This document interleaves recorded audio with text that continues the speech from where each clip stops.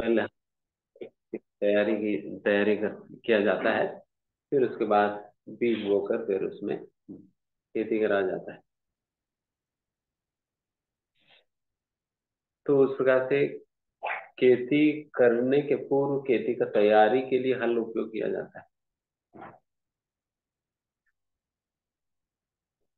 तो एग्जैक्टली उसी प्रकार से कृष्ण भक्ति प्रकट होने के पूर्व जिस प्रकार से देवकी के गर्भ में बलराम जी प्रकट होकर देवकी के गर्भ को तैयार किए थे ताकि भगवान श्री कृष्ण की प्राकट्य आगे जाकर हो। हम्म, उसी प्रकार से इस हलधर भगवान श्री बलराम जी हमारा हृदय रूपी केतु को तैयार करते हैं ताकि आगे जाकर भगवान श्री कृष्ण उस हृदय में प्रकट हो सके। तो ये हल चलाते वक्त क्या होता है, हल किस लिए चलाया जाता है? मिट्टी को उपजाऊ करने के लिए। हाँ, मिट्टी को सॉफ्ट करने मिट्टी को सॉफ्ट करने के लिए। और जो उसमें खरपतवार था उसको नष्ट करने के लिए। हाँ, खरपतवार को उखाड़ने के लिए। एंड फिर वो इसलिए प्लॉविंग मतलब हल चलाने के उपरांत वो उसको निकालते हैं। निकाल फिर इकट्ठा करके वो फेंक देंगे।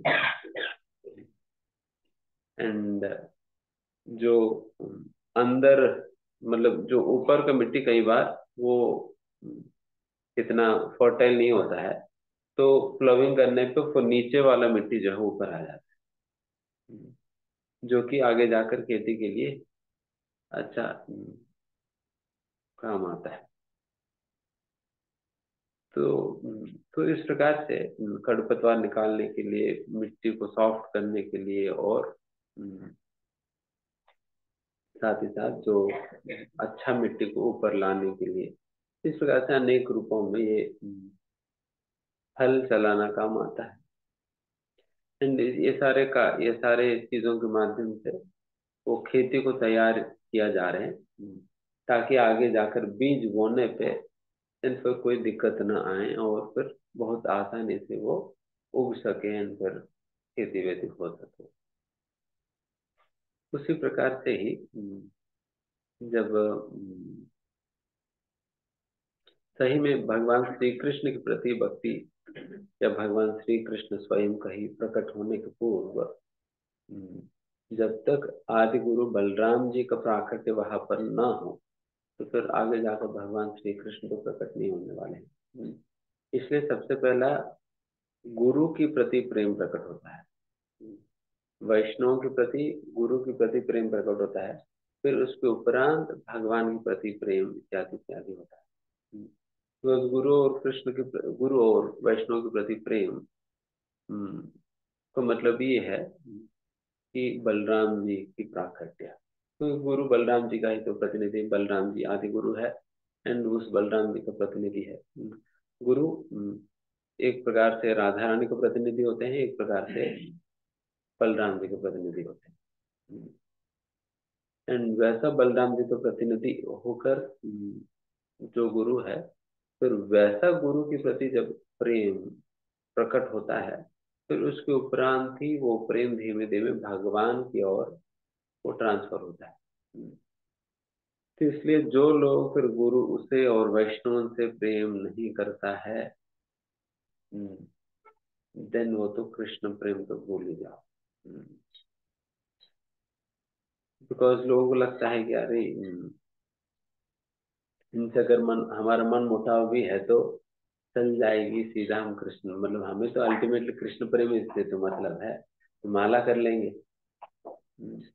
दो तीन एक्स्ट्रा कर लेंगे। बट वो दो तीन एक्स्ट्रा भी वो भी वैसे ही चलेगा। दो तीन नहीं 10 कर लो फिर भी कुछ होते हुए दिखाई नहीं पड़ता। बिकॉज वो सारा माला जो है वो क्या होता है कि हालांकि साधना जैसे ही लगेगा, साधना जैसे लगेगा, आपको लगता रहेगा मैं खूब अच्छा भक्ति कर रहा हूँ। ये सारा कुछ लगता रहेगा, बट वो सारा मतलब वो ऊपरी ऊपरी तल पर हो जाता है। बिकॉज अल्टीमेटली भगवान तो हम्म,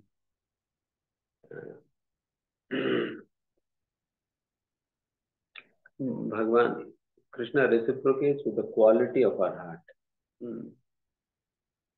with the quality of our heart, हमारा हृदय की गुणवत्ता के साथ भगवान आदान प्रदान करने।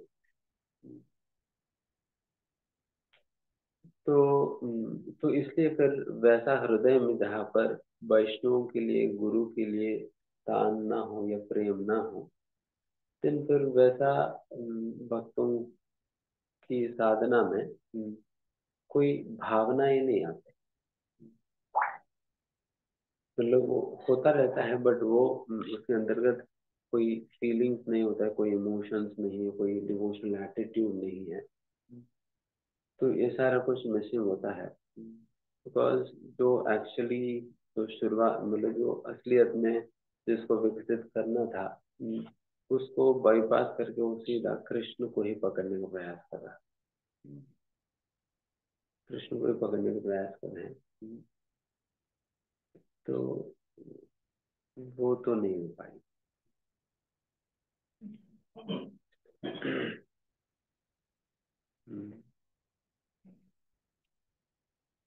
तो इसलिए गुरु वैष्णव के प्रति प्रेम रहना होगा, तो या उसके लिए पहले प्रयास करना होगा। एंड रिसेंटली एक जगन्नाथ दास बाबा जी महाराज के कोट हम पढ़ रहे थे। उस को उसमें जगन्नाथ दास बाबा जी महाराज की बात लिखते हैं कि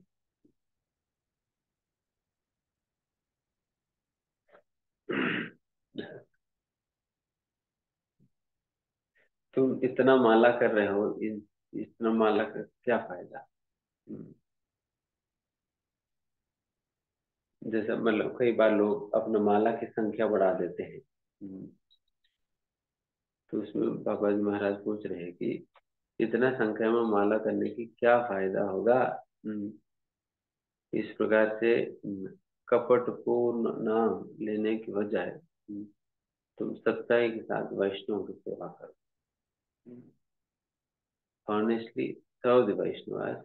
जब आप वैष्णव की सेवा करोगे, देन फिर बाबा जी महाराज कहते हैं कि देन आपके अंदर नेचुरल भगवान नाम के प्रति रुचि डेवलप, सहज रूप से आपके अंदर नाम के प्रति रुचि डेवलप होगा, देन फिर ऑटोमेटिकली आप माला बढ़ाएंगे। ऑटोमेटिकली माला बढ़ाएंगे। तो फिर वैसा केवल जैसे भक्तिनाथ ठाकुर कहते हैं ना, तब तब नाम केवल कई तबा। तुम्हारे द्वारा ली गई ये जो हरि नाम है वो केवल कई तबा।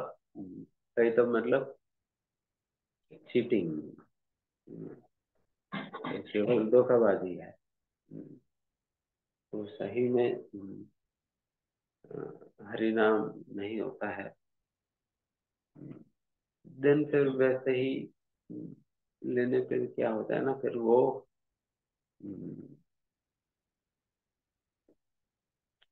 कृष्ण भक्ति प्रकट होने के लिए वो जो हृदय तैयार नहीं होंगे अभी। कृष्ण भक्ति प्रकट होने के लिए वो हृदय तैयार नहीं हुई। आप बस बीज बोते जा रहे हैं। तो हमें फिर तैयारी करने के लिए, तैयारी करने का मतलब ये है कि genuinely we should respect Vaishnavas, genuinely we should serve Vaishnavas, and genuinely we should love them। And फिर ये सारा कुछ करने पे देन नेचुरली आपको हर नाम के प्रति रुचि प्रकट होगा। बिकॉज जैसे तीन चीज दिखाया जाता है, नामे रुचि जीवे दया वैष्णव सेवा। यही सारे धर्म के सार करके वहां पर नरोत्तम दास ठाकुर कहते हैं, नामे रुचि जीवे दया वैष्णव सेवा। These are the three principles which can be said as the essence of all the Vaishnava scriptures. Ultimately यही तीन चीजें करना है, नाम में रुचि जीवदय और वैष्णव सेवा, सर्वधर्म सार करके बताया जाता है। तो इसके अंतर्गत सबसे पहला वैष्णव सेवा। वैष्णव सेवा करने पे नाम में रुचि, फिर जीवों के प्रति दया आई। तो इस प्रकार से वैष्णव सेवा से शुरुआत होती है। वैसे भी कहा जाता है भागवतम में, सुष्टो सुष्ट दधानस्य वासुदेव कथारस्यान महत्सेवया विप्र पुण्य तीर्थ निषेवना। तो वहां पर भी बताई गई है, सुष्टो सुष्ट दधानस्य, अत्यंत श्रद्धा के साथ जब गुरु और वैष्णव की जब हम सेवा करते हैं, तब वासुदेव कथा रहती है, वासुदेव कथा के प्रति और वासुदेव नाम के प्रति रुचि आएगा।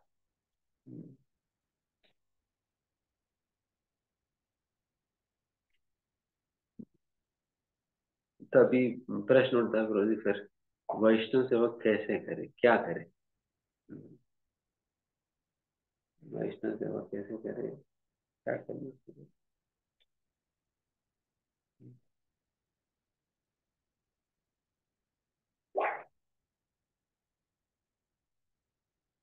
ये भी समस्या है कि वैष्णव लोग सेवा नहीं लेते।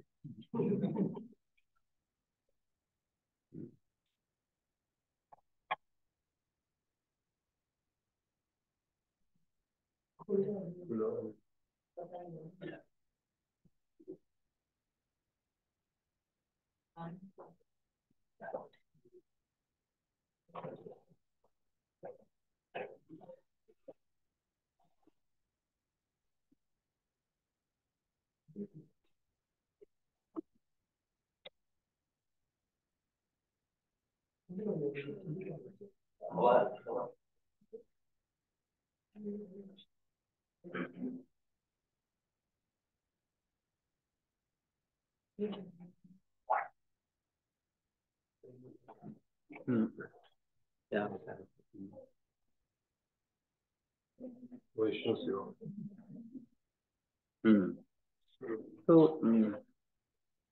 उस प्रकार से वैष्णव सेवा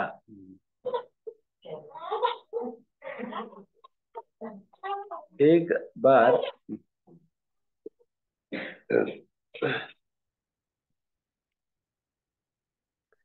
आप कहते तो जो अभी प्रेम के विषय में बात कर रहे, सेवा क्या कह रहे हैं? प्रेम और सेवा ये दोनों एक ही है। प्रेम ही सेवा है और सेवा ही प्रेम है। सेवा के बिना प्रेम का कोई मतलब नहीं है, और प्रेम के बिना सेवा तो नहीं हो पाएगी। इसलिए प्रेम और सेवा में कोई अंतर नहीं है। तो वैसा जब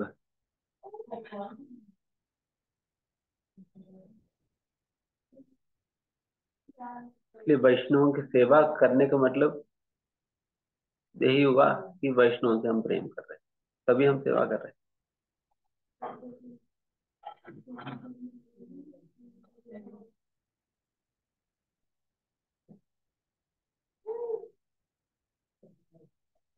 वैसा अपने वो क्या है, श्री सांप्रदाय में एक अलवार हुए थे,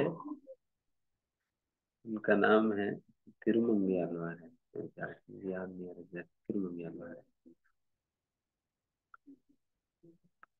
वो वैसा पहले वृत्ति से डेकॉइट थे। डेकॉइट थे। बाद में उनको वो क्या, उनको पता नहीं कुछ ऐसा रुचि हो गया वैष्णव की सेवा करने में कि वो जितना भी लूटपाट करता था वो सारा पैसा लाकर रोज सैकड़ों वैष्णवों को खिलाते थे, उनके पैर धोते थे और उनको उपहार देते थे। सारा पैसा ऐसा खत्म कर दिया, दिन पर दोबारा लूटने जाओ। दोबारा लूटने जाओ, फिर खूब लूटो, फिर लाओ, फिर दोबारा वैष्णव को खिलाओ। मतलब वो बिल्कुल खुल कर वो सेवा करते, जितना पैसा लूटो वो सारा पैसा जो है वो इसी में लगा देते थे। एंड जब वैष्णव को मतलब पकड़ पकड़ कर लाते थे, जबरदस्ती जबरदस्ती लाते थे, पकड़ पकड़ कर लाते थे एंड बिठाते थे, प्रसाद खिलाते थे। खूब अच्छा सेवा करते थे। फिर वैसे ही आगे जाकर इतना बड़ा हलवार बन गए थे ऐसा वैष्णव सेवा करने से। इसलिए भक्त सिद्धांत सरस्वती महाराज जी एक बार ऐसा कहते हैं कि अगर सही कहा जाए तो इस युग की धर्म है वैष्णव सेवा करना। इस युग धर्म है वैष्णव सेवा। हरिनाम संकीर्तन तो है तो, बट सही में कहा जाए तो वैष्णव सेवा ही वो धर्म है। बिकॉज अल्टीमेटली हरिनाम की प्राप्ति तो वैष्णव सेवा से तो होने वाली है। तो इसलिए वैष्णव सेवा ही मूल है करके वहां पर भक्तिनाथ महाराज जी इसलिए उस प्रकार से कहते हैं। और डेफिनेटली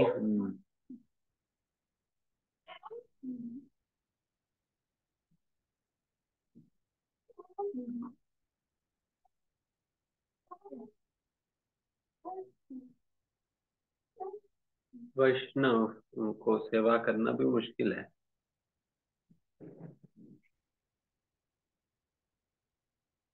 एक तो जैसे मैं कह रहा तो सेवा नहीं लेते। And,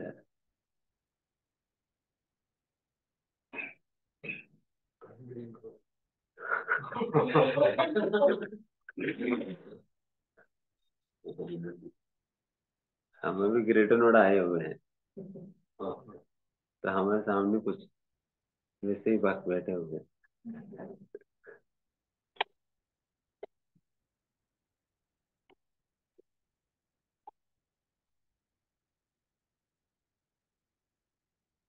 सही में बाथरूम वगैरह को समय भी नहीं होता है, दूसरा प्रॉब्लम है। समय भी नहीं है और सेवा भी नहीं लेंगे और जरा इधर उधर हो गया तो कट जाता है, अपराध हो जाता है।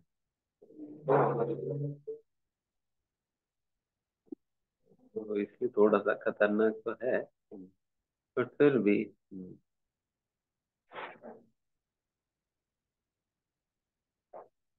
हमने देखा किस प्रकार से डिवोटीज जो है वो सही में जो वैष्णव सेवा करने का इच्छुक है वे किस प्रकार से वो नम्र बनकर कैसे कैसे वो मना लेते हैं सेवा के लिए, मना लेते हैं। But at the same time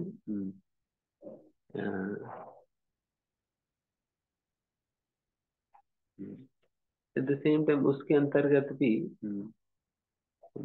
उस प्रकार की सेवा भी ज्यादा स्वीकार या ज्यादा खुश नहीं करती है जब आप उनकी बात ना नहीं मानकर केवल आप उनकी केवल वपु सेवा ही करना चाहते हो, तब उस प्रकार की सेवा से बहुत ज्यादा संतुष्ट नहीं होते वैष्णव। अगर जब बात कहा जाता है वो बात तो नहीं मानते हो या उसको बहुत गंभीरता से नहीं लेते हो। बट एक वैष्णव सेवा के रूप में आप केवल एक वपु सेवा के रूप में ही करना चाहते हो। वो सेवा स्वीकार में भी कर भी सकते हैं, बट उससे इतना प्रसन्न नहीं होंगे जितना कि आप जब उनकी बात मानकर उनकी आज्ञाओं का पालन करते हुए उनकी सेवा करने का प्रयास करते हो, तब ज्यादा प्रसन्न होते हैं। एंड एंड आज हम एक वीडियो देख रहे थे किसी डिवोटी में, जो उसमें श्रील प्रभुपाद जी बैठे हुए थे और श्रील प्रभुपाद जी के सामने कीर्तन चल रहा था। आपने वो कीर्तन देखा होगा जिसमें गुरु महाराज जी नाच रहे हैं, हाथ चढ़ाए हुए, और मतलब ऊपर उतरे उतरे नहीं है। तो जिससे भी जो भी महाराज का भजन आया ना गुरु, तो उसमें जो नाच रहे थे वो वाला वीडियो, उसका फुल वीडियो। एंड उस वीडियो में जो भी प्रोपर डिसाइपल्स थे वो सभी एक उस वीडियो देखकर कमेंट कर रहे थे। जो कीर्तन कर रहे थे वो भी कमेंट दे रहे थे। फिर फाइनली गुरु महाराज भी आए थे, वो भी कह रहे थे। देन उसके अंतर्गत मतलब वही कि यही बहुत विचित्र या विशेष बात यही है कि हम्म, जो कीर्तन करने वाला भी, उनका भी यही भावना था कि जब तक प्रभुपाद जी ना रोके तो हम नहीं रुकेंगे। एंड वो कीर्तन कर भी रहे हैं तो बस प्रभुपाद जी को उत्साह देखकर वो कीर्तन कर रहे हैं। एंड फिर गुरु महाराज भी जब कमेंट करते हैं, फिर वो गुरु महाराज भी कहते हैं हम जब प्रभुपाद जी को उत्साही देखते हैं, फिर जब हम देखते हैं कि प्रभुपाद जी हमारे नाचने को देखकर प्रसन्न हो रहे हैं, महाराज कहते हैं हम जब प्रभुपाद जी को देखने पे हमें पता चल जाता है प्रभुपाद जी के एक्सप्रेशन से प्रभुपाद जी को कैसे लग रही क्या है। बस अगर हमें थोड़ा सा हिंट मिल जाता है कि प्रभुपाद जी को अच्छा लग रहा है करके, तुरंत उसी से हमें इतना उत्साह एनर्जी मिल जाता है कि हम और उछलने लगते हैं और उछलने लगते हैं। तो इस प्रकार से तो शुरुआत के दिनों में खास करके जो जितने भी प्रभुपाद जी डिसाइपल्स वगैरह रहे हैं या है, वे सभी बहुत एक प्रभुपाद सेंट्रिक लाइफ जिए थे। एंड हर बात हर क्षण ही वो प्रभुपाद जी की प्रसन्नता को ही ध्यान में रखते हुए वो जीते थे। तो इस प्रकार से असलियत में वैष्णव सेवा मतलब यही है कि जब हम वैष्णव को सही में प्रसन्न कर पाते हैं, चाहे वो किसी प्रकार के वपु सेवा के माध्यम से हो, वाणी सेवा के माध्यम से हो, नाच कर कीर्तन करके जो भी हो, उन कार्य जिन कार्यों के द्वारा भी हम वैष्णव को प्रसन्न कर सकते हैं वो वैष्णव सेवा ही है। You can satisfy them. तो इस प्रकार से जब हम इन वैष्णव की सेवा में भी ये भी बात है कि इट इज नॉट कि we are only serving our seniors, because उनकी सेवा तो हमें जैसे गुरु महाराज जी की सेवा करने के लिए, व्यक्तिगत सेवा करने के लिए क्यों कितने लोगों को कितनी बारी मिल पाएगा, कितनी बारी मिल पाएगी। जैसे मान लीजिए अगर महाराज जी अभी ग्रेटर नोएडा कम से कम एक साल पहले ही आए होंगे, अभी रिसेंट में एक साल हो गया। तो शायद उसी समय ही में भी कुछ प्रसाद विसाद बनाने की किसी को सेवा मिल गया होगा, किसी को गाड़ी चलाने की सेवा मिल गया होगा, थोड़ी बहुत जो बापू सेवा की बात कर इतने भी हो पाया होगा। बट वास्तविकता में इस प्रकार के मौका तो अगर नहीं मिल पाता है तो हम बाकी जो हमारी जो साथ वाले हैं, इक्वल एंड जूनियर्स, उनका भी सेवा करनी चाहिए। उनका भी वैसे ही भाव के साथ हमें सेवा करनी चाहिए। जब हम इस प्रकार से सेवा करते रहेंगे, देन फिर हमारा संबंध उन लोगों के साथ अच्छा बनेगा। एंड सबसे पहली बात यह है कि वैष्णव सेवा करने के लिए ये प्रिंसिपल पालन करना बहुत जरूरी है। अमन मान देना। वैष्णव सेवा के अंदर उस सामने वालों को मान देना, और अपने लिए किसी प्रकार की मान की अपेक्षा नहीं होनी।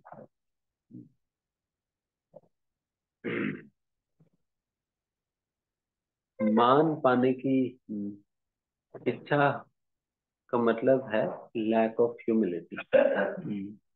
नम्रता की कमी के कारण मान पाने की इच्छा होता है, बिकॉज हमें लगने लगता है कि I am qualified to receive respect, और मुझे मिलना चाहिए करके इस प्रकार की एक एक्सपेक्टेशन या एक अपेक्षा बन जाता है। ये नम्रता की कमी के कारण, जिसकी वजह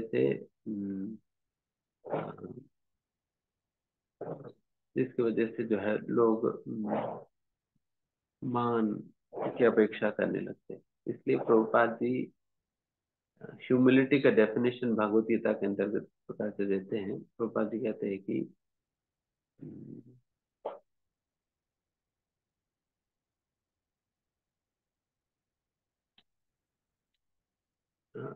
humility means not deriving satisfaction while being respected by others। अन्यों अन्यों से सम्मान मिलने में, सम्मान पाने में, उस सम्मान में जो संतुष्टि और आनंद उठा रहे हैं, तो वो नम्रता नहीं है, नम्र विहीनता है। मतलब बहुत डीप डेफिनेशन है कि देखिए, मतलब एक प्रचारक होने के नाते सम्मान तो लोग देंगे, माला तो पहनाएंगे, ऊपर बिठाएंगे, और प्रभु जी कहेंगे, और पीछे पीछे घूमेंगे, और हमारे बात मानेंगे, और बहुत कुछ इस प्रकार से हमारी सेवा करना चाहेंगे। तो कि बस आपकी संगति मिल जाए ना।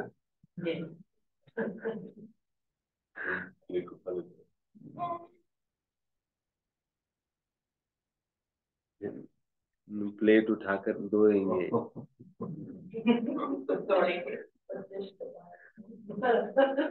आपकी उचित पाएंगे।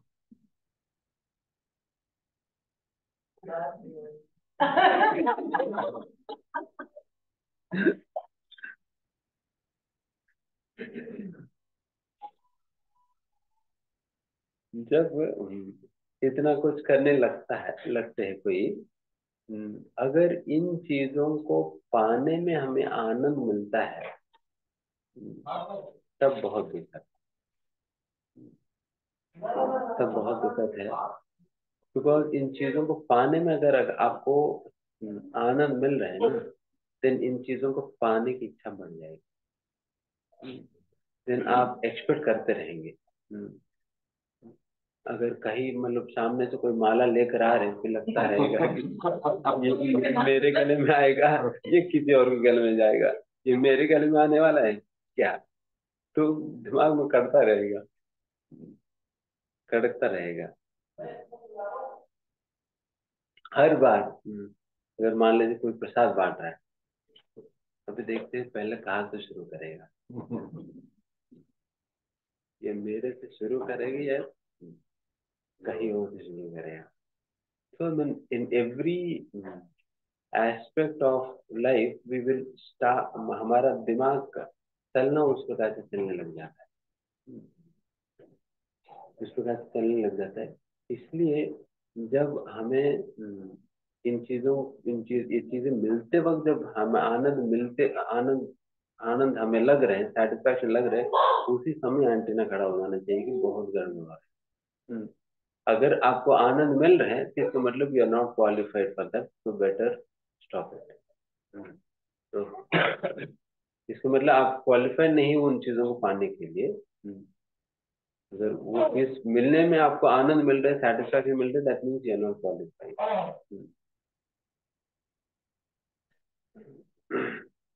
रादर जब भी कोई आपको प्रणाम करता है या सम्मान देता है, सही में अगर किसी को अंदर से लगता है मैं तो गधा हूं और मुझे ये प्रणाम कर रहा है,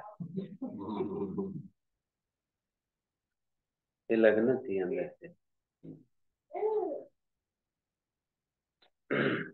अगर ऐसा फीलिंग नहीं आता है अंदर से, मैं बिल्कुल अयोग्य हूँ, मैं गधा की तरह हूँ, मैं कुत्ता हूँ, तो मुझे इस प्रकार के सम्मान पाने की कोई योग्यता नहीं, कोई अधिकार नहीं है। जब when these feelings haunt his heart, then फिर वो सेफ है, then वो सेफ है, नहीं तो वो बहुत खतरे में है। एक बार वैसे भी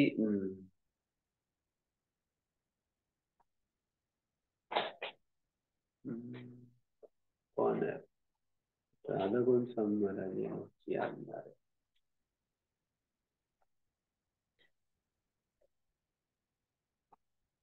हम्म, हाँ राधा कौन सा महाराज एक बार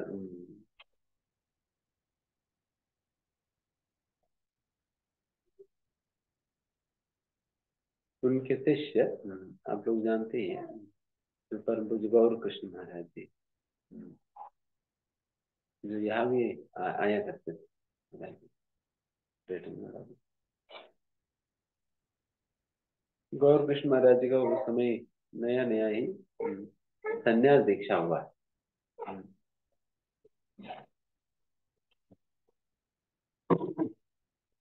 संन्यास में तो थोड़ा सा ज्यादा ये हो जाता है, क्योंकि पहले लोग आधा प्रणाम करते थे, अभी फुल वाला करने लग जाएंगे, बिल्कुल पूरा लेट जाते हैं। ये देखकर तो वैसे ही मतलब हो जाए। दिन एक बार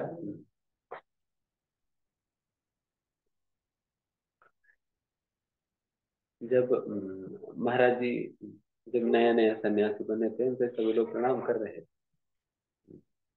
तो महाराज जी गए थे राघव महाराज के पास, तो पूछा कि महाराज गुरु महाराज मुझे बिल्कुल अच्छा नहीं लग रहा है कि मतलब सभी लोग जो है, मैं कहीं भी जाता हूँ फिर सभी लोग जो है बिल्कुल लेट कर दंडवत प्रणाम करने लग जाते हैं, तो ये देखकर तो मुझे बिल्कुल अच्छा नहीं लगता, क्या करना। दिन राघव महाराज जी को मुझे इस बात के हैं, महाराज ने कहा कि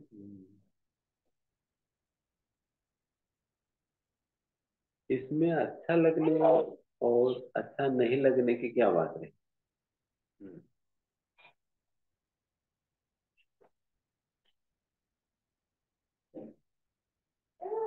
क्योंकि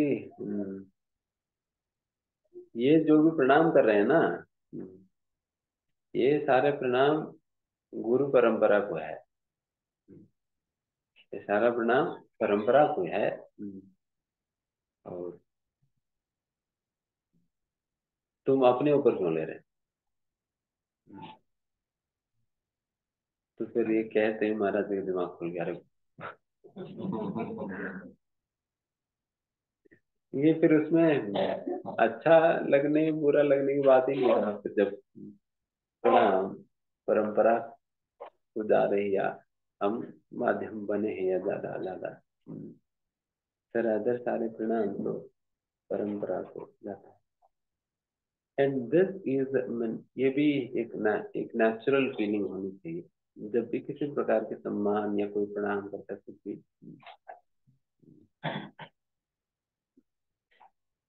कोई माला पहनाता है, इसी प्रकार से जस्ट ये नेचुरल फीलिंग होनी चाहिए। वो वो Krishna, all this respect should naturally, I mean, should actually go on to the dust of the lotus feet of your pure devotees. हम्म, आप शुद्ध भक्तों के चरणों की धूलि को ये सारा सम्मान होना चाहिए। वही योग्य है। जब इस प्रकार की भावनाएं जब हृदय में आएंगी, देन फिर ऑटोमेटिकली ये जो भी सारे प्रणाम वनाम सारा सम्मान इत्यादि वो कहाँ पहुंच जाएंगे सारे? गुरुजनों के पास और आचार्यों के पास, सब दोस्तों के पास पहुंच जाएंगे। So you will not, you will remain unaffected. इतने सारे चीजें होने के बावजूद भी आप अनअफेक्टेड रहे। नहीं तो ना, मतलब जब खास करके प्रचार करने में जब इतना कुछ मिलने लगता है, then फिर व्यक्ति जब इन सारे चीजों को अपने ऊपर लेने लगता है ना, then व्यक्ति फूल जाता है। एंड जब व्यक्ति फूल जाता है, then pride kind of blows his heart। अहंकार जो है उनके हृदय में बैठ जाती है, वो बढ़ने लग जाता है। तो अहंकार जब बढ़ने लगता है, then बहुत थोक में आप अपराध करेंगे, थोक में अपराध करने लग जाएंगे। इसलिए आप देखना कि खास करके प्रचारकों की ज्यादा झगड़े होते हैं।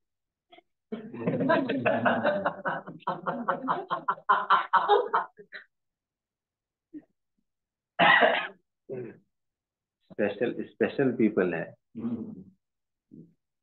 प्रचारक, बिल्कुल फुले फुले हुए हैं। वो पॉप, वो क्या है, पॉप मखाना मखाना की तरह।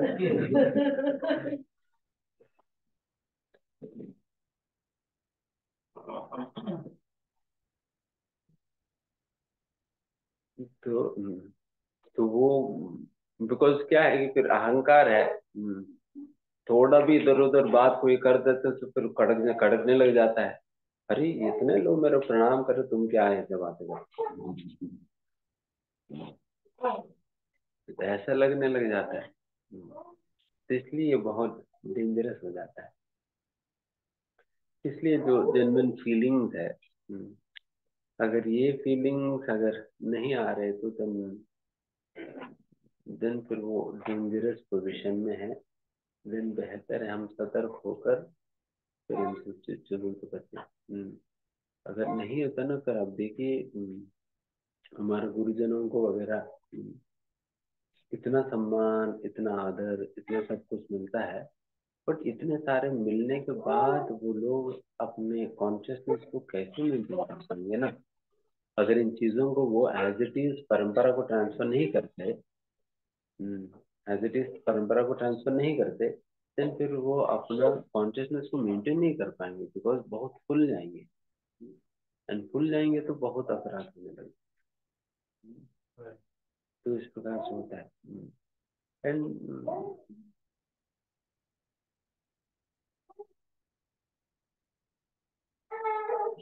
देन फिर जो नेचुरल इफेक्ट्स जो इसलिए नेचुरल इफेक्ट्स जो भक्ति करने पे जो जो जो चीजें नेचुरली जो होनी होती है, वो सारी चीजें नेचुरली होते भी नहीं दिखाई पड़ते। कहीं कुछ जैसा फॉर एग्जाम्पल उदाहरण के लिए, इट इज सेड चैतन्य चरितमृत में एक जगह पर प्रभुपाद जी कहते हैं कि when one chants sincerely, the natural effect is that he develops enthusiasm to serve। एक नेचुरल इफेक्ट है नाम जब अच्छा से करने का। एक नेचुरल इफेक्ट है कि उनको भगवान की सेवा करने की उत्साह बढ़ना चाहिए। अगर नहीं बढ़ रहे दैट मीन्स कहीं ना कहीं देयर इज सम प्रॉब्लम। तो तो ये जो नेचुरल कॉन्सिक्वेंसेस जो होते हैं, तो ये नहीं दिखेंगे। जब आप एक्टिविटीज को जेन्युइनली नहीं कर रहे हैं, देन फिर इस प्रकार के नेचुरल कॉन्सिक्वेंसेस जो शास्त्र में बताए जाते हैं वो हमें दिखाई नहीं पड़ते। देन फिर लगता रहेगा कि, देन फिर कुछ समय के बाद लगने लगेगा, मैं I think this process is not working for me, शायद ये काम नहीं कर रहा। देन फिर धीरे धीरे वो विश्वास टूटने लगता है, श्रद्धा घटने लगता है। बिकॉज ऑब्वियस है ना, कोई भी काम करने में अगर हमें सक्सेस मिलता है, देन ऑब्वियसली आप वो काम करने के एंथुजियाज्म बढ़ जाता है, उत्साह बढ़ जाता है, एंड श्रद्धा बढ़ जाता है। एंड फिर जब सक्सेस नहीं मिलता है, देन उल्टा होने लगता है। तो इसलिए इन चीजों को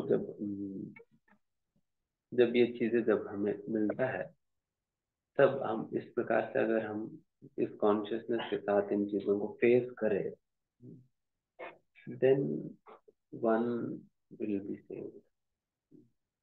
जैसे कि मैं कई ऐसा सीनियर्स को मैंने देखा है, जैसा कि एक शिव प्रभुपाद जी के शिष्य है भक्त रूप प्रभु करके, तो हमारा इस्कॉन इंडिया का ब्यूरो का जनरल सेक्रेटरी रहे थे, अभी नहीं है। एंड वो सही में जैसा गवर्नमेंट में कहते हैं ना पार्लियामेंटेरियन करके, तो उस प्रकार की पर्सनैलिटी है भक्त रूप प्रभु। पार्लियामेंटेरियन मतलब उन लोगों को कहा जाता है जो कि वेरी मतलब very knowledgeable about the laws. तो उस प्रकार से इस्कॉन की जो भी नियम इत्यादि, वो बिल्कुल वह आते। एक जयप्रताप स्वामी महाराज जी है और दूसरे भक्त रूप प्रभु है, उनको हर चीज याद रहता है। हाँ ये ना, इसके संबंध में 1978 में जीबीसी मीटिंग में इसके संबंध में रेजोल्यूशन पास हुआ था। बता देंगे तो बता दें, बिल्कुल शार्प मेमोरी है जयप्रताप महाराज जी का, शार्प मेमोरी है। मतलब सारे रेजोल्यूशन रूल्स रेगुलेशन उनको पढ़ने वढ़ने के बाद उनको वैसे ही याद है। तो इसलिए अगर कहीं कुछ डाउट होता है तो महाराज जी को, महाराज जी बताइए, आप बता दो। तो वैसे ही भक्त रूप प्रभु भी है, तो वो भी वैसे ही है। गुरु महाराज भी अगर कहीं कुछ डाउट है तो हाँ उनसे पूछ लो, भक्त रूप प्रभु से पूछ लो, बस वन टॉप सोल्यूशन देता। तो वैसे भक्त रूप प्रभु हालांकि इतना सीनियर है, इतना बड़ा पोजीशन में सेवा कर रहा है, इज एन वाइट, काफी बुजुर्ग है, बट वो कहीं भी जाते हैं, वो छोटा सा बैग, एक छोटा सा मतलब एक इधर पॉलिथिन में ही टोपी रख लिया, बस वही पॉलिथिन, या नहीं तो एक छोटा सा झोली जो अ, टांगते हैं, वो झोली में रखकर चले जाते हैं। एंड कोई भी अगर वो झोली भी पकड़ने को प्रयास करे तो दिन उनकी काम हो जाएगी, नहीं देते। कुछ भी हो जाए झोली वोली पकड़ने नहीं देते।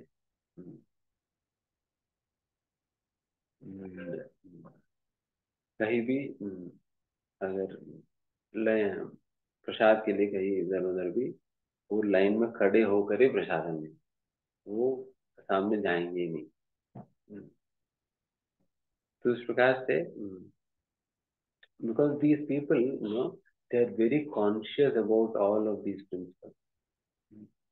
उनको पता है कि बिकॉज इन चीजों को मैं अभ्यास नहीं करूंगा, देन फिर अ, भक्ति की असर, नाम की असर इत्यादि मेरे ऊपर पड़ेगा नहीं,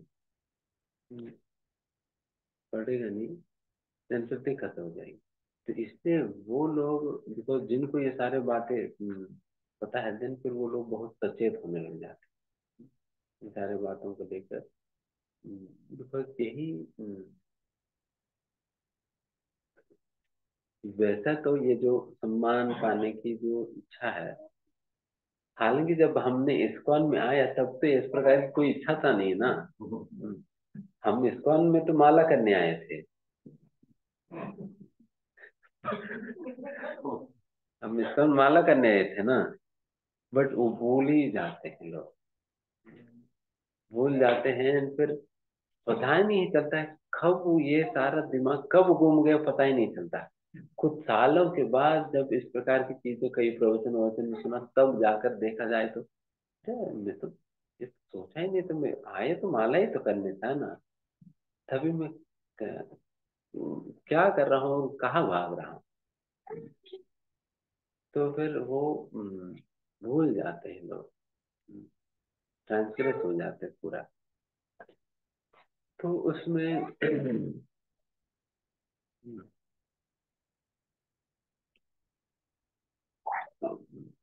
तो यही इसलिए इसको कहा जाता है, ये जो मान पाने की इच्छा इत्यादि, इसको कहा जाता है ये हम्म, अ, भक्ति उत्त अनर्था।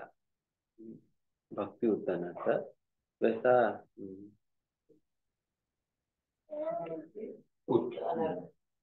जैसा विभिन्न प्रकार की अनर्थों में एक अपराध उत्त अनर्थ होता है, भक्ति उत्त अनर्थ होता है, सुकृतोत्तनर्थ, दुष्कृतोत्तनर्थ, इस प्रकार के 4 प्रकार के अनर्थ होते हैं।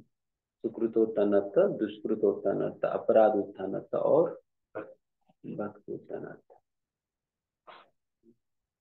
सुकृतोत्तनर्थ ये जो भी हमने पहले पुण्य उन्य किया है, तो वो भी कुछ अनर्थों को पैदा करती है, तो वो है। एंड दुष्कृति जो पाप हमने किया है, तो उसकी वजह से लाएगा ही कुछ ना कुछ। एंड तीसरा है अपराध उत्तनर्थ। हमने जो जो किया है, ये अपराध जो जो करते हैं हम लोग, वो अपराधों का परिणाम स्वरूप ये अनर्थों के रूप में प्रकट हो जाता है। अपराधों का परिणाम जो है ये अनर्थों के रूप में प्रकट होता है। इसलिए कई बार लोगों को लगता है कि प्रभु जी मतलब ये पिछले 2 साल से तो ये तो कहीं दिखाई नहीं दी, अभी ये वापस कहाँ से आगे मुझे समझ नहीं आ रहा। क्या हुआ, अपराध हो गया। 2-3 साल कहीं दिखाई नहीं दिया वो अनर्थ, वो कहीं गायब हो गया।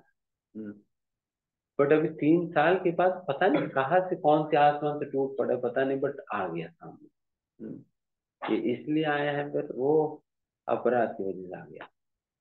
हम्म, अपराध की वजह से आ गया। इसको अपराध उत्तनर्थ कहा जाता है। बस हमने अभी कुछ अपराध कर दिया, किसी वैष्णव के प्रति हो कुछ हमने अपराध कर दिया, देन वो अपराध की वजह से हमारी इसलिए फिर जो अ, भौतिक विषयों के प्रति जो आकर्षण जो हमारा खत्म हो गया था, वो वापस आ जाएगी। वापस जो जो जो चीजें हमें अभी तक जो आकर्षित नहीं करती थी, वो चीज अभी हमें आकर्षित करने लग जाएगी। तो उस प्रकार से ये गड़बड़ वाली है, तो दिक्कत हो जाता है। तो इसलिए फिर कई बार लोगों को लगता है प्रभु जी मैं समझ नहीं आ रहा, मैं ऊपर जा रहा हूँ या नीचे। ऊपर जा रहा हूँ नीचे समझ, बिकॉज फिर ये तो नीचे वाला स्थिति आ गया, तो फिर वापस ये सारे अनर्थ आगे जो चले गए वो आगे वापस, तो वैसा हो जाता है जब अपराध होता अनर्थ होता है। एंड ये लास्ट वाला है, कौन सा, भक्ति उत्तर अनर्थ। ये भक्ति उत्तर अनर्थ, ये अनर्थ भक्ति करने से आता है।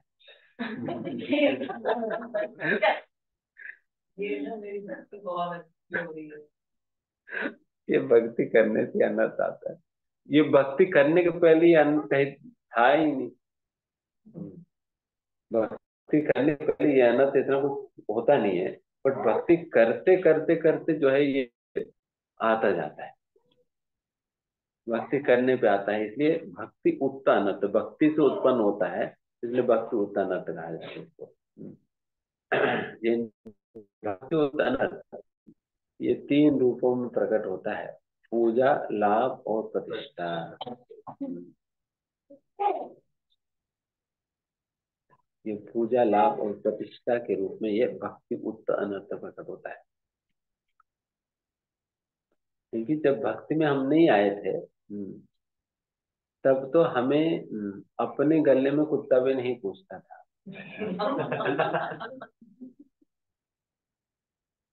कोई कोई कुछ ना, कोई सलाम करता था, ना कोई प्रणाम करता था, ना कुछ ना कुछ ना कुछ, कुछ कोई मतलब ही नहीं है। तो कोई अनजान व्यक्ति जा रहे बस, चाहे आप कोई बड़ा आईआईटी से आईएम से हो, फिर भी कोई, किनको क्या पता ये आईआईटी आईएम है करके, वो तो वैसे जा रहे हैं, कोई कोई भाव ही नहीं देते हैं।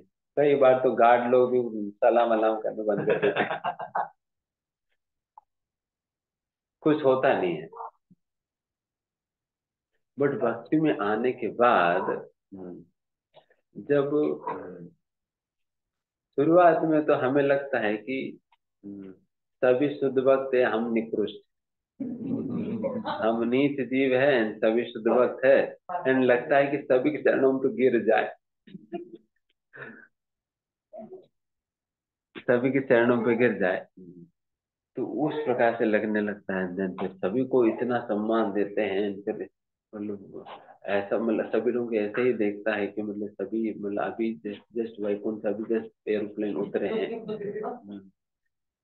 तो वैसे ही सभी लोगों को वैकुंठ वासियों के रूप में ऐसा ऐसा देखते हुए सभी लोग उनको सम्मान देते हैं। तो ऐसा कुछ होता है। बट धीमे धीमे जब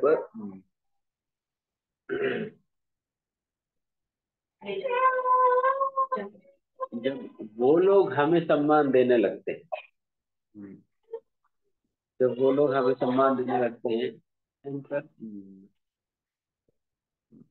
हमें मान प्राप्त होने लगता है, देन फिर धीमे धीमे धीमे ये मान प्राप्त होने पर फिर हम सोचेंगे, अरे अभी तक कोई मुझे प्रणाम तो कभी नहीं किया।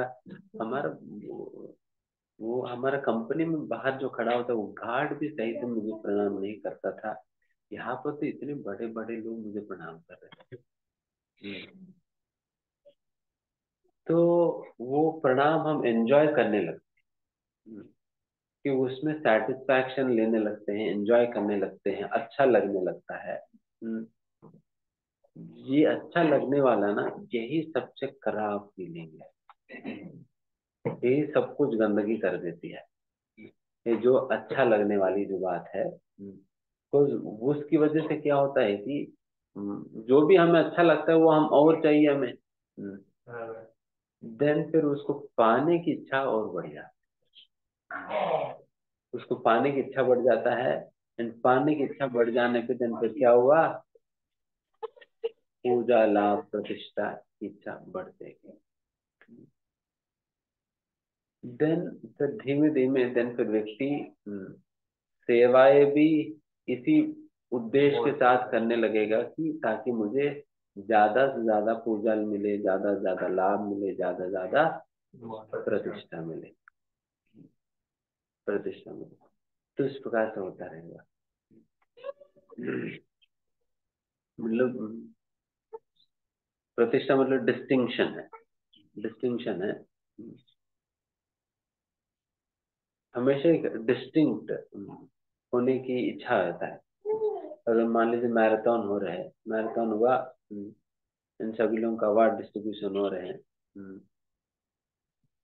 अगर मैराथन के जो भी अच्छा किया सब लोगों को अवार्ड दिया जा रहा है, मान लीजिए बैग दिया जा रहा है, अगर सभी को बैग दी गई और आपको भी बैग ही दी गई है तो आपको अच्छा नहीं लगेगा, आपको अच्छा नहीं लगेगा।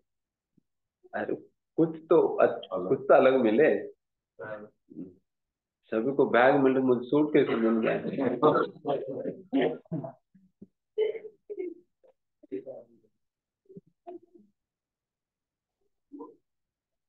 तो उस प्रकार से व्यक्ति को फिर ये उनको हमेशा यही डिस्टिंक्शन की जरूरत पड़ता है, डिस्टिंक्शन की जरूरत पड़ता है, मतलब हमेशा हर जगह वो खोजता रहता है कि मुझे मिले, मुझे मिले मिले मिले करके। ये है प्रतिष्ठा की डिस्टिंक्शन। लाभ मतलब दिस इज प्रॉफिट, प्रॉफिट मिले, प्रॉफिट मतलब कई सारे गिफ्ट्स वगैरह मिलते रहते हैं।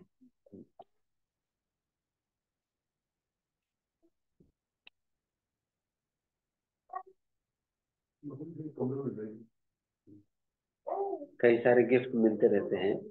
जैसा कोई आया कर देखो प्रभु जी, आपने हमारे दिन में बहुत मदद किया प्रभु जी। आप ये आपके बर्थडे पे हमने ये मोबाइल लेकर आए प्रभु जी। मोबाइल दिया। किसने कहा कि प्रभु जी मोबाइल लेकर आए, कवर में लेकर आके कवर में देना। प्रभु जी मैं जूते लेकर आया, प्रभु जी मैं धोती कुर्ता, ये वो करके गिफ्ट, ये सारे लाभ, प्रॉफिट। तो जब इस लाभ को आप खुद ही भोगने लगते हो, when you begin to enjoy all of this profit on your own, because ये सारा लाभ किनको जाना चाहिए था? गुरु को जाना चाहिए। बिकॉज जब कोई गुरुकुल के अंतर्गत जब शिष्य को मधुकरी करने भेजा जाता है, सारा मधुकर इकट्ठा करके इसको क्या करना होता है? गुरु को देना होता है। उसी प्रकार से जो भी इस प्रकार के लाभ इकट्ठा होता है वो किनको देना है? गुरु को देना है। बट उसने सोचा कि फौजी इतना प्रेम से मोबाइल दिया, मैं उपयोग नहीं करूं तो पता नहीं क्या होगा, तो मैं कर लेता हूँ।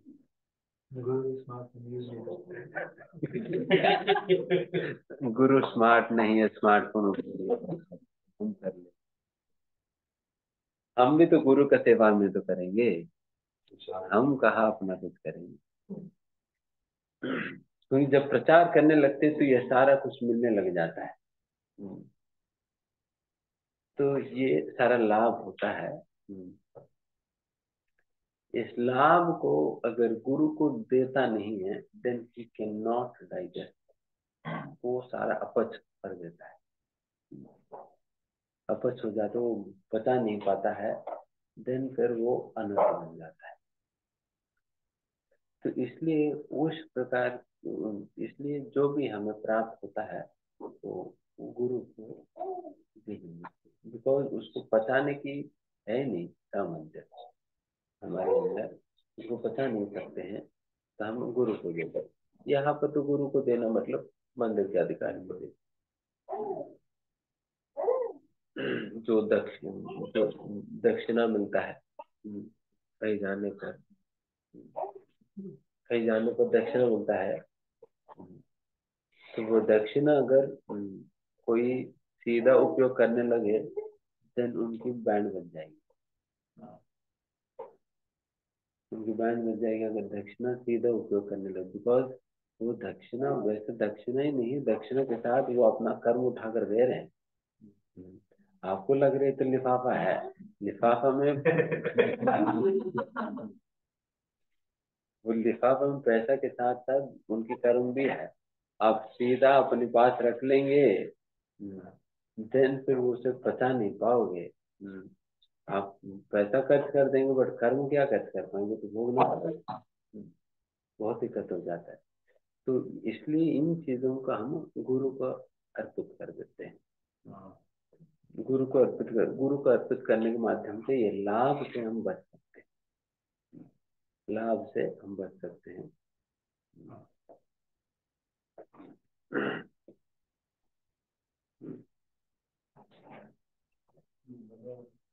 तो इन पहला क्या था? पूजा। पूजा, पूजा,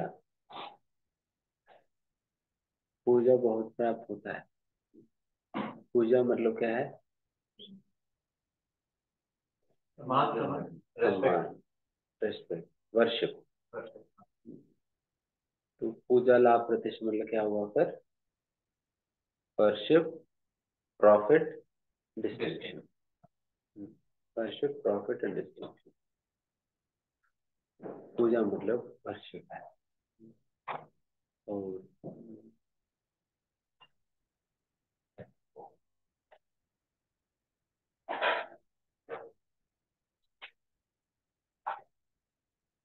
जब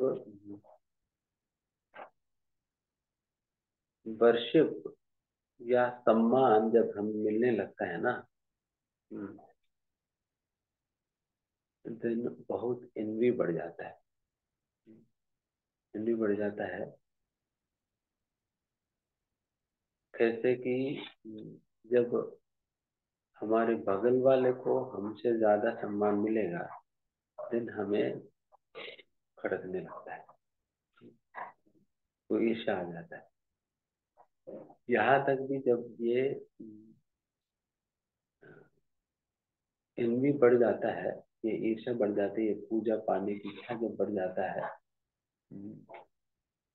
आप गुरु के सामने भी इनसिक्योर फील करेंगे, गुरु के सामने भी इनसिक्योर फील करने लगेंगे, फिर आप बहुत मतलब you will not be happy, you will not be happy, खुश नहीं हो पाओगे, बिकॉज गुरु को ज्यादा सम्मान मिलता है। वो तो ऑब्वियस है, गुरु को ज्यादा सम्मान मिलेगा, देन फिर हमें वो भी लगे यार मेरे को क्यों नहीं मिलता, मेरे को क्यों नहीं मिलता, इसका मतलब ये लोग मुझे देख नहीं पा रहे।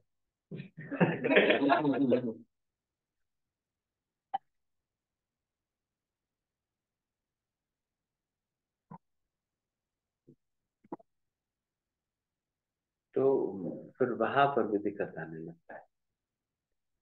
ये पूजा, ये सारे चीजों की यही, ये सारे चीजें बनने की यही मूल कारण होता है। when you begin to enjoy these three, जब इन तीन चीजों का आप जब स्वयं ही स्वीकार करके इन चीजों को भोगने का प्रयास करते हो, देन ये तीन चीजें आपको खा जाएगी। एंड आप देखना कि भक्ति करने के पहले ये तीन चीजें होते नहीं है। भक्ति करने के पहले हमें कोई सम्मान नहीं मिलता, तो फिर कोई एक्सपेक्टेशन में नहीं, कोई करे यहाँ करे क्या है, कुछ ज्यादा कोई परवाह नहीं पड़ता। बट अभी जब भक्ति करने के बाद जब लोग सम्मान देने लगे, वो सम्मान स्वीकार करने लगे, देन फिर ये सारा खाने शुरू हो जाता है, सारा खाने शुरू। इसलिए बहुत डेंजरस है।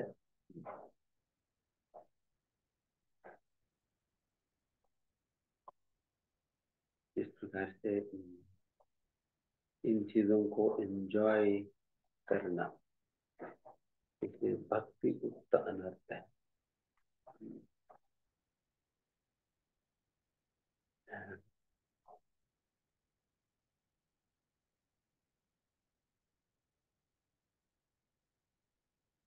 And you can, and these people who begin to enjoy these things, they will lose focus on core devotional practices. जो कोर डिवोशनल प्रैक्टिसेस पे उनकी फोकस हट जाएगी, बिकॉज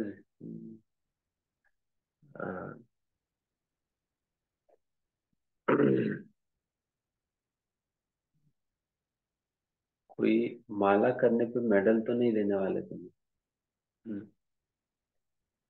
अगर वही प्रचार करके बुक डिस्ट्रीब्यूशन करेंगे तो मिलेगा। माला करने में तो कौन देखने वाले, कोई नहीं देखेगा। तुम ध्यान पूर्वक किया नहीं किया तो कोई नहीं देखेगा। यूजुअली हमारा पता नहीं कल्चर में साधना का कोई अवार्ड नहीं होता। नहीं है ना, हमेशा बुक डिस्ट्रीब्यूशन अवार्ड होता है, या नहीं तो फंड फंड कलेक्शन की अवार्ड होता है, और और वो क्या है, प्रचार की अगर किसी ने खूब ज्यादा लोगों को ले आया, कहीं कुछ गया, तो फिर रिकॉग्निशन होता है। बट किसी ने अच्छा साधना की तो उनका कुछ है ही नहीं। तीन महीना पहले प्रभु जी पूजन ला प्रतिष्ठा कर दे रहे हैं, दिमाग में अच्छी साधना साधना करते हैं। प्रभु जी के ऑर्डर में कौन सी ऊपर करना, प्रभु जी ने पैर दिया सब। नहीं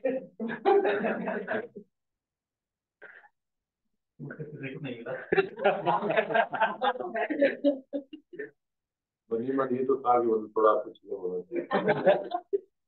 दिन ये लगवा नहीं बोलो ये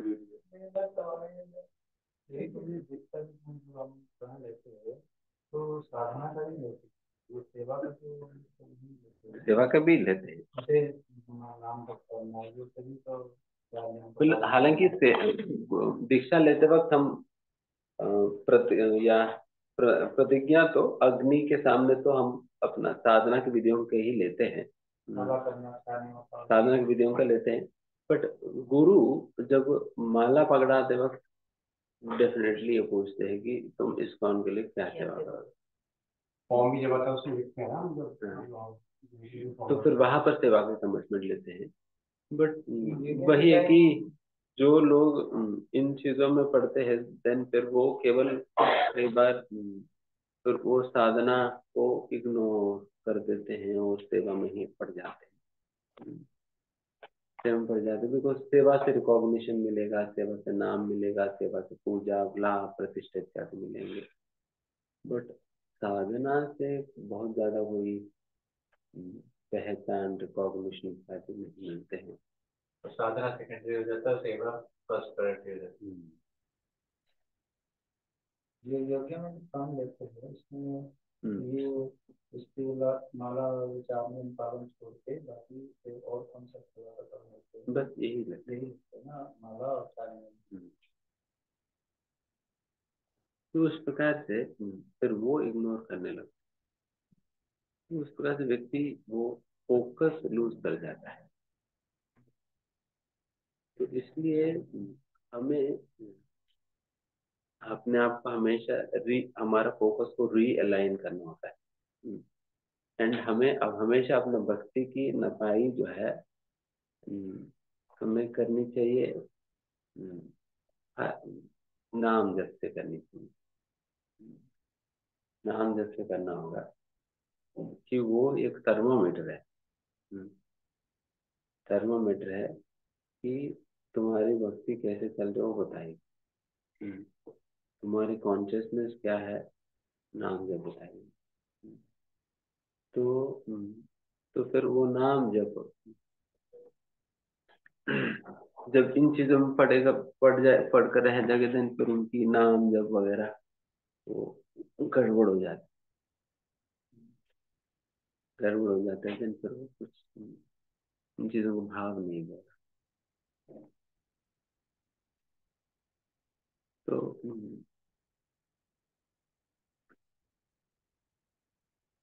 तो इसलिए दिन फिर वो जैसे भक्तिनाथ ठाकुर कहते तब हरि नामक केवल कई तबा, वो केवल चीटिंग ही रह जाएगी नाम।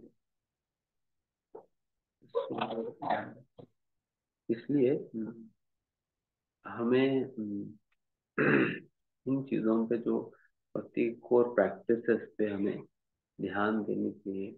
उन चीजों को बैलेंस करते हुए हमें अपने सेवाएं करनी चाहिए। एंड कई लोग फिर केवल साधना में ही डूब जाते हैं, वो भी गड़बड़ है। वो भी गड़बड़ है। जैसे जगन्नाथ दास बाबा जी महाराज ने कहा तुम वैष्णव सेवा नहीं करेंगे तो दिन फिर तुम्हें कहाँ से नाम की रुचि प्राप्त होगी। नाम रुचि प्राप्त हुए बिना आप माला ऐसे कैसे ऐसे ही कैसे बढ़ाते हैं? क्या मतलब है तुम्हारा साधना बढ़ाने? तो इसलिए फिर दोनों को ही प्रॉपरली बैलेंस करके चलना पड़ता है, सेवा को भी एंड साधना को भी। केवल साधना भी ठीक नहीं है और केवल सेवा भी ठीक नहीं है। रादर साधना सेवा दोनों को ही सही से करना होगा, देन फिर गाड़ी ठीक ठीक चलेगा। तो वैसा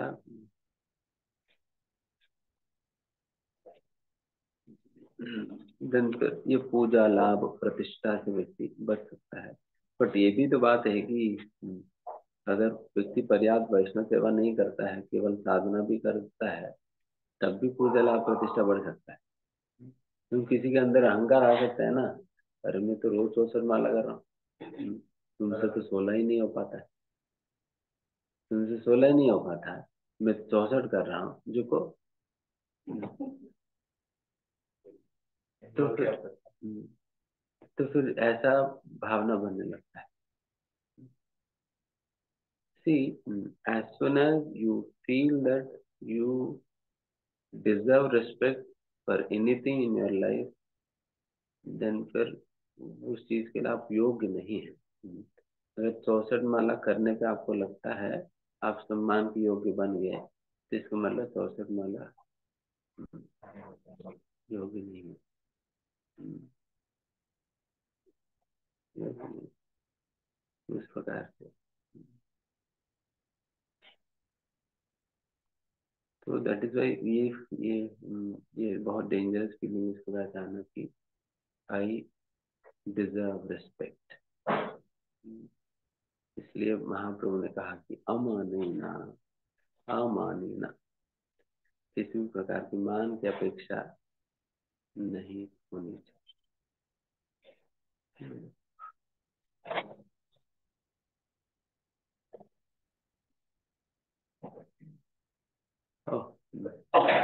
टाइम हो गया। तो ये क्वेश्चन था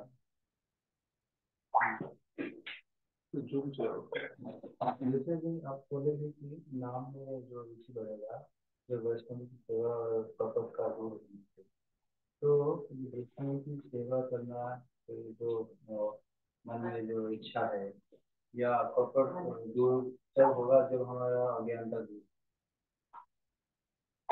जब हम अज्ञान में हो तो वैष्णव की सेवा भी नहीं कर पाएंगे, क्योंकि जो हम वैष्णव के सेवा से सेवा नहीं कर पाएंगे या कपटता भी दूर नहीं वाले तो ज्ञान में भी ऐसा है। मुझे समझ नहीं आया। जैसे मान लो आपने कहा कि नाम में रुचि तो बढ़ेगा जब हमारा कपट दूर होगा और वैष्णव की सेवा करनी पड़ेगी। अगर हम उसके ऊपर हमें ज्ञान नहीं है कि वैष्णव सेवा का महत्व, हाँ, कपट का कैसे दूर होगा उसका हमारे पास ज्ञान नहीं, तो फिर वो हम उसको नहीं कर पाएंगे। तो इसके सबसे किसी ज्ञान होना जरूरी है या? हाँ, नहीं, डेफिनेटली, तभी तो कहा जाता है ना, मतलब इसलिए भक्ति वही व्यक्ति कर सकता है, ज्ञान के बिना तो भक्ति नहीं कर पाएगा। ज्ञान के बिना भक्ति नहीं कर पाएगा। तो चाहे पढ़े लिखे हो अनपढ़ हो जैसे भी क्यों ना हो, भक्ति करना है तो ज्ञान चाहिए। ज्ञान चाहिए, तो फिर उसके बिना तो नहीं कर पाएगा, इसलिए ज्ञान जरूरत है।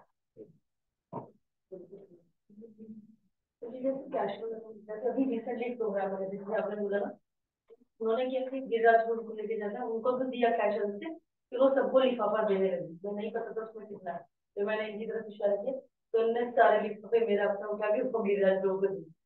तो कैश तो मंदिर में ही देते हैं और तो मुझे भी मिलता नहीं, लेकिन अगर जैसे कोई गिफ्ट दे रहे जैसे उसमें फ्रूट्स हो गए और जैसे प्रसाद हो गया, मतलब मिठाई कुछ बना के या कुछ छोटा मोटा और गिफ्ट दे सकते हैं, तो उसका क्या करना चाहिए? वो भी मंदिर में से?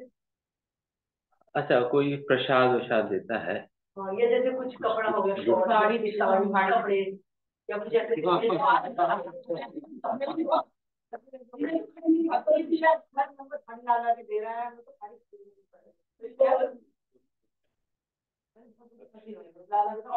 आपने पहनी थी साड़ी।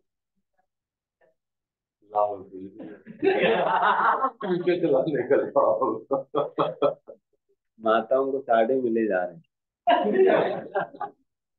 फिर क्या करें?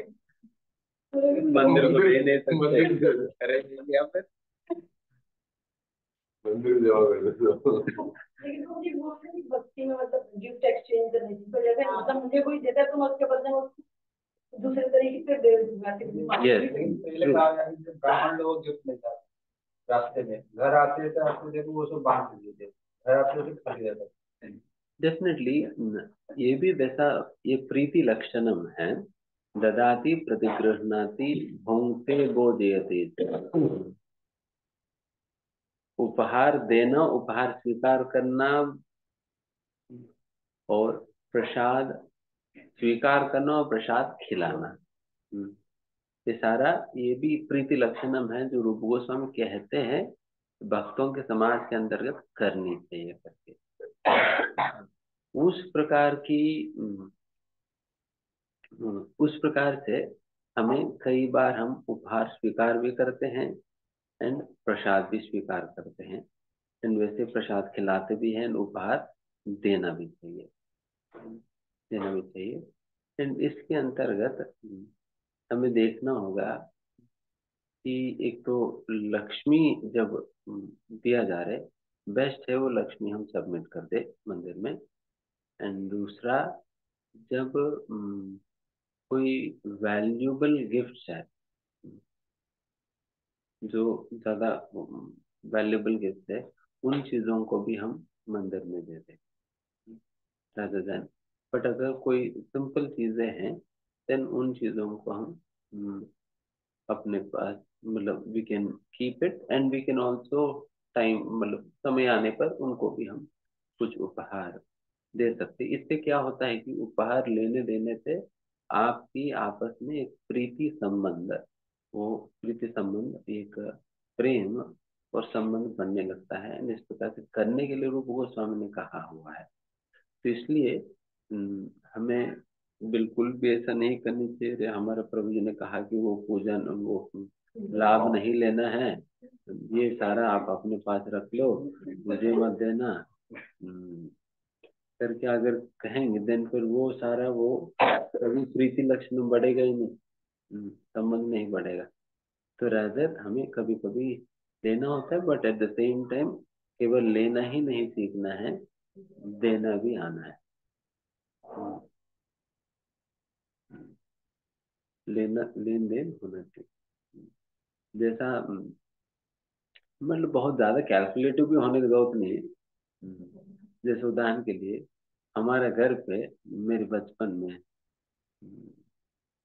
मेरे पिताजी एक नोटबुक मेंटेन करते थे। हाँ, उसमें अगर कोई कुछ गिफ्ट देता था या मतलब कुछ भी पैसे वैसे चढ़ाते हैं ना कुछ भी, देन उसमें वो लिखते थे। देन फिर किसी का भी कोई बर्थडे बर्थडे कुछ आता है, देन वो बुक रेफर करेंगे। अच्छा, उसमें पिछली बार उन्होंने 1100 दिया, ठीक है, 700 मिला के 1500।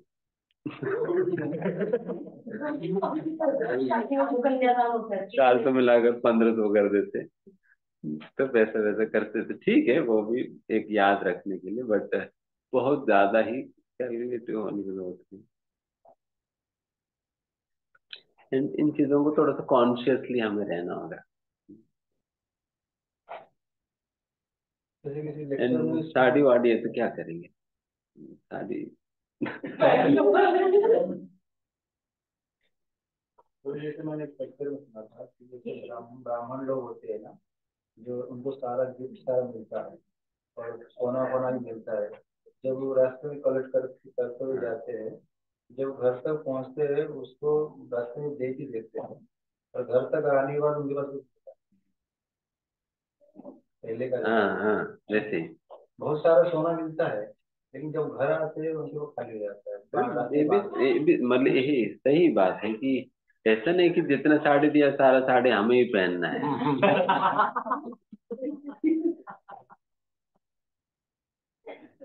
वो भी इधर दिया जा सकता है ना किसी और को भी। ब्राह्मण के यही है ना कि वो जितना सही में दो तो उतना रखेगा और फिर बाकी बांट देगा। अगर उनको किसी ने, कई बार राजाएं जो है 1-1 लाख गाय दान में दे देते थे। जैसा रामायण में वो कथा आता है ना जिसमें दशरथ महाराज जो है फिर अपना पूरा राज्य को ही ब्राह्मणों को दान में दे दिया, तो ये दशरथ महाराज भिखारी बन गए। देन फिर वापस इन राजाओं ने, इन ब्राह्मणों ने नहीं, हमें इतना जरूरत, मतलब वो स्वीकार कर लिया, पूरा दान को स्वीकार कर लिया ताकि वो यज्ञ भी संपन्न हो जाए। देन फिर उसके उपरांत हमें इतना जरूरत नहीं करके देन फिर वो अपना झोंपड़ी रखा, बाकी राज्य दे दिया।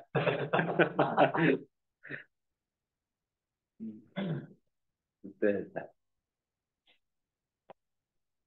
तो ये मेरा प्रश्न ये था कि हमें फोन में कई सारी चीजें सुनते हैं, ये नहीं ये करना चाहिए, वो नहीं वो करना चाहिए, मतलब कई सारी चीजें, कई क्या होता है कि बुक डिस्ट्रीब्यूशन के टाइम पे बुक डिस्ट्रीब्यूशन वाले लेक्चर सुनने को मिलेंगे, ठीक है ना, तो फिर इस तरह से भी सेवाएं रहती हैं। तो बेस्ट प्रैक्टिस क्या होनी चाहिए एक गृहस्थ के लिए कि वो अपना वर्क लाइफ भी बैलेंस कर पाए, साधना भी बैलेंस कर पाए और सेवा भी बैलेंस कर पाए, तो उसका कुछ मतलब किस तरह से एक गृहस्थ अपने लिए, क्योंकि आज के टाइम में मतलब वर्क लाइफ बैलेंस करना ही बहुत बड़ा चैलेंज हो जाता है।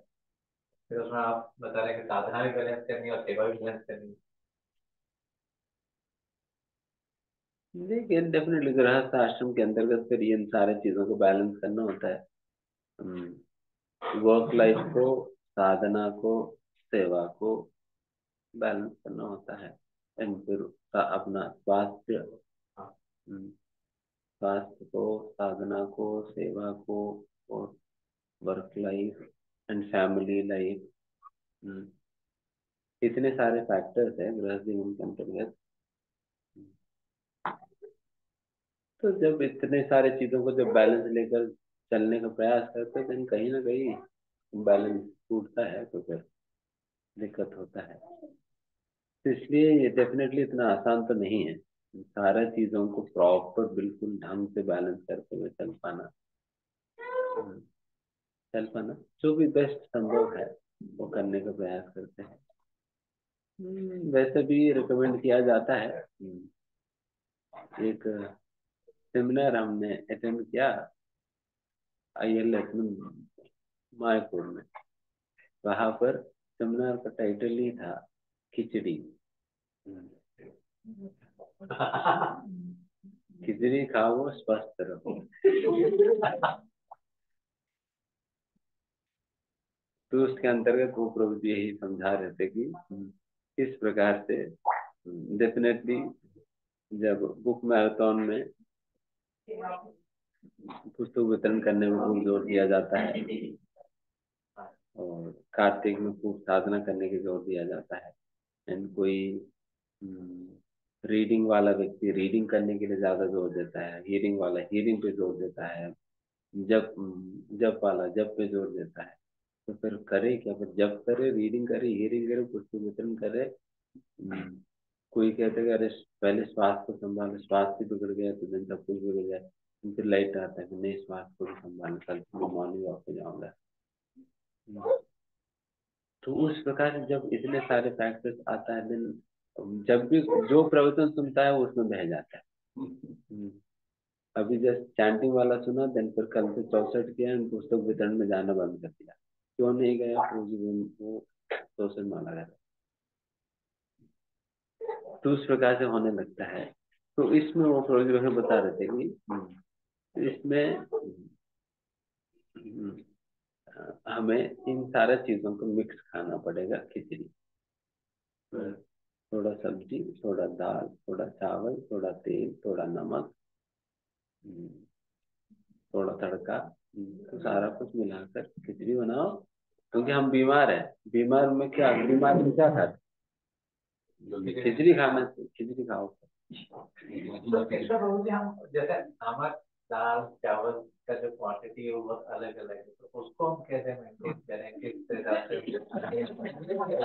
ठीक है, तो ठीक है,